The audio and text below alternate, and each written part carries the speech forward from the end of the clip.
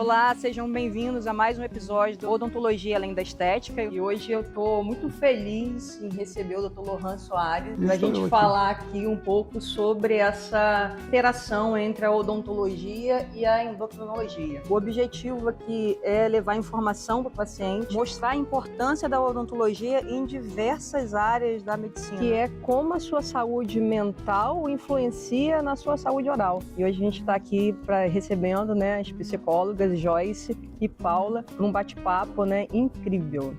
Teve um caso recente aí agora na mídia, né, de um médico. Ele ficou internado por 3 meses com endocardite bacteriana que ele teve através de um abscesso, né, de origem odontológica. Então, endocardite é um tema, assim, super presente. A gente teve até recentemente uma diretriz europeia só de endocardite. Então, é um tema que é presente não só no Brasil, mundial. Você imagina que a nossa cavidade oral é o que mais tem bactérias. Bactérias que fazem parte dela, mas quando a gente não tem uma higiene oral adequada, a gente vai ter proliferação de bactérias também que acabam com risco de entrando na corrente sanguínea. E essas bactérias são transportadas até chegar no coração, onde pode acometer o coração, as estruturas do coração, não só as válvulas cardíacas, mas principalmente as válvulas cardíacas. A gente diz que endocardite não é só ter bactérias, né, uma má higiene oral, mas também existe, hoje a gente já sabe disso, uma suscetibilidade genética do indivíduo em desenvolver endocardite. Então, que as pessoas me perguntam, ficam preocupadas, então eu posso ter endocardite a qualquer momento? Não é bem assim. Então, a gente tem que ter uma má higiene oral associada a uma predisposição genética para essa bactéria inflamar, acometer as estruturas do coração e levar a danos que podem ser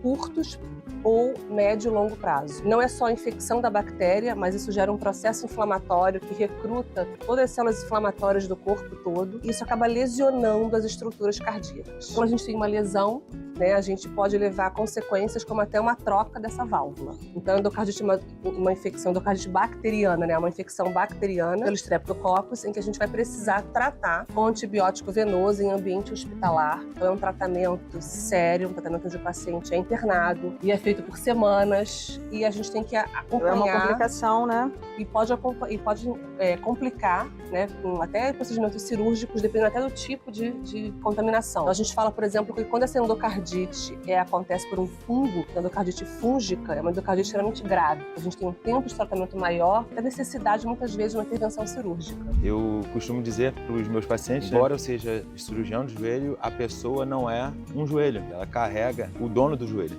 Sim. Então, como que está a condição dentária do dono do joelho? Como que está a condição dentária do dono da cervical, da lombar? Como que o dono do corpo se comporta em relação ao DTM? Porque muita gente não sabe como é que é esses termos que a gente usa, né? O pessoal que assiste é um público leigo. É um distúrbio, né, na articulação temporomandibular. Às vezes eles têm bruxismo, como você mesmo diz, a má oclusão e acaba sentindo uma dor nessa região. Se você tem uma lesão recorrente, muscular, você gosta de jogar uma bolinha, você é paciente novo, e que percebe que mesmo depois de ter curado uma lesão muscular, logo depois você vem com outra lesão muscular, a origem do seu problema pode ser dentário, pode ser bucal. Infecções odontológicas, né, elas liberam toxinas, né, que aumentam a inflamação do corpo inteiro. Então, isso se cai na corrente sanguínea, a gente tem complicações no pós-operatório em geral, né, em qualquer cirurgia. Vou falar um pouquinho agora de osteoporose. Sim. Porque é uma questão que impacta muito no nosso tratamento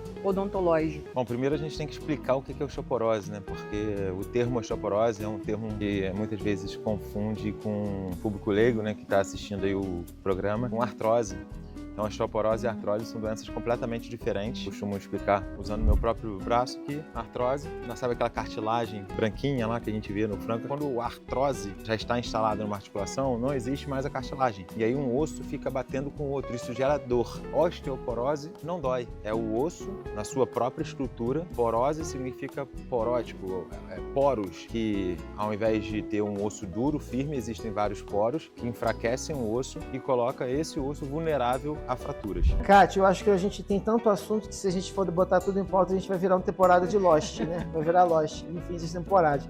Eu acabei de me lembrar aqui também que a gente, dentro da questão de doenças metabólicas, a gente tem uma doença realmente que traz realmente muita alteração odontológica, que é o hipertiroidismo. Porque assim, o hipertiroidismo, ela é uma doença que se estabelece pelo excesso do hormônio tiroidiano, né? E ele é basicamente o que controla o metabolismo do nosso corpo todo, no geral.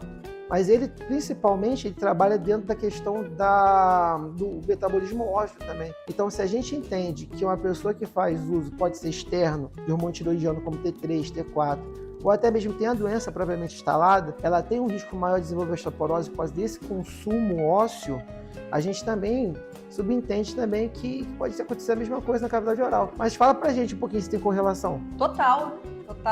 O osso na odontologia é ouro, né? Então, se a gente tem uma doença ali que ela está destruindo o seu osso, a gente está perdendo o nosso ouro está indo embora. Com essa questão, por exemplo, o paciente diabético, ele tem medo de fazer um implante por conta da glicemia dele. Inclusive, o paciente diabético, ele chega lá falando que ele é diabético porque ele tem medo do tratamento. Mas, por exemplo, para a questão de implantes, o hipertiroidismo é bem pior, né, do tratamento do que o diabético. Porque o hipertiroidismo, ele está atuando diretamente no nosso osso. E eu preciso de qualidade óssea para ter uma cicatrização ao redor daquele implante. Então, assim, aí o paciente tem hipertiroidismo, tem uma dificuldade de cicatrização daquela área, né, de produção ali de osteoblastos e clastos, né? E aí a gente faz o implante ele não cicatriza, ou seja, não forma osso ao redor daquele implante. Aí ele começa a falar assim, eu fiz um implante e o meu implante foi rejeitado. Entendi. Eu costumo falar para os meus pacientes que isso não existe, não é rejeição. O que eu preciso ao redor daquela região, né, daquele implante, é a cicatrização óssea. E se tem alguma doença ou algum medicamento, porque a gente tem muitos medicamentos aí que fazem essa interação, né? Não existe a cicatrização óssea ao redor daquela região e, consequentemente, ele acaba, né, perdendo aquele implante. Vamos falar um pouquinho agora sobre o transtorno alimentar. Então, alguns transtornos alimentares tem uma questão que fala da purgação, né? Então, eles induzem vômito, e isso acaba fazendo com que afete, né, o esmalte, não é isso? Sim. E tal. E isso é interessante, que pode ser até um fator ali indicativo de alguma coisa. E muitos pacientes com transtorno alimentar, eles escondem, né? Porque muitos não querem tratar por uma questão que acha que se tratar vai ter o ganho de peso e tudo mais.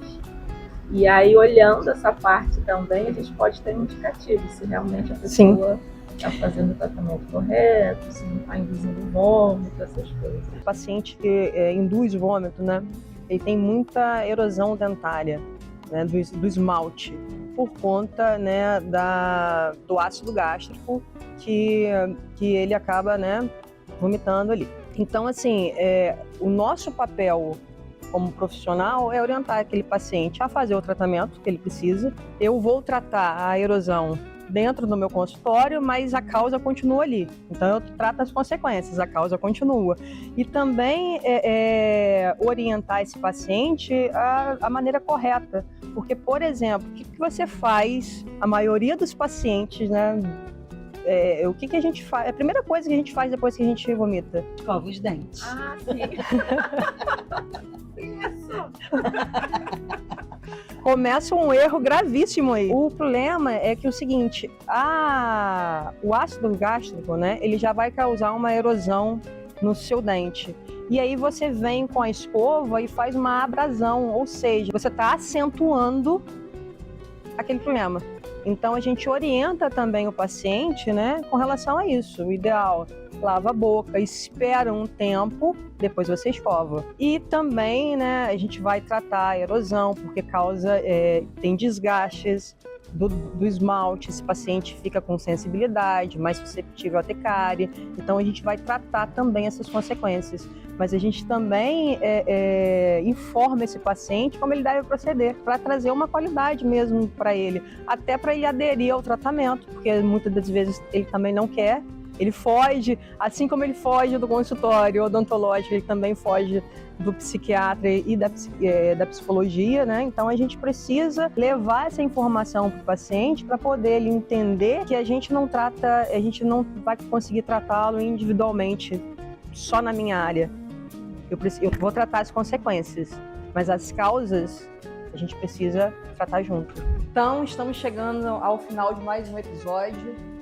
Quero agradecer ao Dr. Lohan por essa troca tão rica. Eu queria agradecer Joyce Valentim, Paula Machado, por ter vindo e ter tido essa troca tão valiosa pra gente. E quando o dentista e o médico se comunicam, quem ganha é o paciente. E fiquem ligados, porque toda semana tem um assunto novo para vocês.